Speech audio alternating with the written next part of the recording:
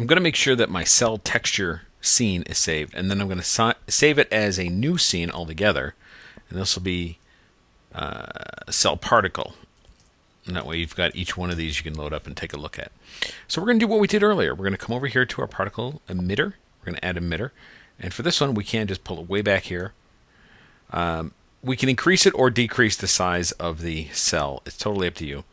I think I'm going to increase my emitter. I think it's going to work a little bit better for us. Okay, we'll come over here to the emitter, and we're going to increase the size. And let's go to 500 and 500. Okay, and then we'll probably decrease this a little bit too. Kind of a good bit of both. But we'll go to the hypernerve and do that. Select our scale, and then we'll just scale that down. All right, so now we have particles coming out of here. They're going the wrong way. That's okay. We just go to our emitter itself, right there, and we're just going to rotate it 180 degrees. Hit apply. Whoops. Let's get to move, of course. Rotate, of course. Always helps. All right, so our particles are coming out, looking pretty good, but kind of slow. So we'll go back here, particle. Let's. I think the birth rate's okay, maybe about at 8. Let's make it stop at 500. And let's, of course, give our scene a lot more to work with, like 500 frames. And then we'll put some variation and rotation on once we get the cells in there. I think the speed is actually pretty good. You can increase the speed right here with this guy if you wanted to. Okay, so we're going to call this cell. And we'll call this one cage, because that's still there. So we've got the cell. We're going to drop it in the emitter. Select the emitter. And then from the particle tab, if you ever get too confused with all this stuff going on here, just remember that you can have any one of these tabs or hold the shift key and have multiple tabs open. And sometimes I just like to see one because it does get a little overwhelming. Okay, so in the particle tab for the emitter, click show objects. Okay. Now, of course, we got a very high-res object, so it's going to slow down a bit, and that's understandable. But I'm going to give these things a lot of rotation. About 120 degrees.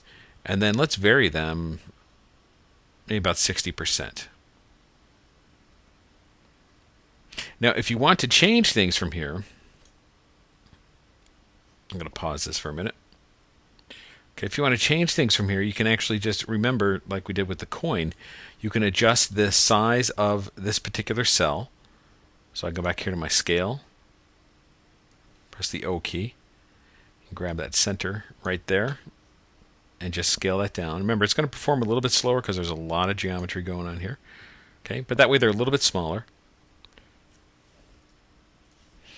We'll zoom back out. And then if you want those to narrow up a bit, let's go back to the emitter. And you can play with the size. Just bring that size down a little bit, and that will tighten up the space in between them if you want. So maybe you can do 450 and 450. Okay? And you can play with the horizontal and vertical angle as well. But overall, those are coming out very nicely. Now, what can we do with the camera? Let's kind of do this how we did before, where we had a split view so you could see everything that's going on.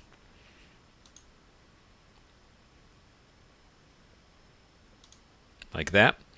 And then let's go up here to our scene and add a camera. Not a target camera, which is a regular camera. And this camera is going to be blood camera.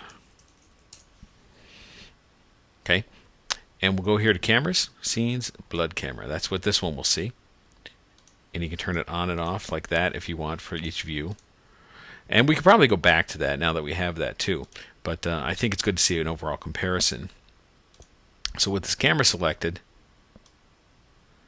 we can come in and edit our shot. So you know what? Let's go back here. If you don't want to use the 2 view, which I think I don't. Let's go back to a single view. Remember that you can toggle it with this guy. So there's the camera, there's my perspective. Okay, in the camera you're going to see the 4 dots around there. So what we're going to do with this, we're going to get this camera down here, and we're going to change that focal length again. We're going to get it kind of wide. And then we're just going to push in like this, because we want all these just floating around us. Okay.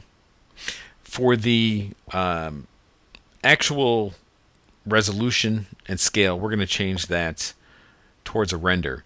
But I think this one's going to work for us just fine. You know, you can certainly change whatever you want in here, but overall the camera itself, we just want to make sure it's a wide angles to have more impact within there. And of course you want to do that because you're going to be, you know, traveling inside a blood cell here. And of course that's, you know, going to enhance that look quite a bit.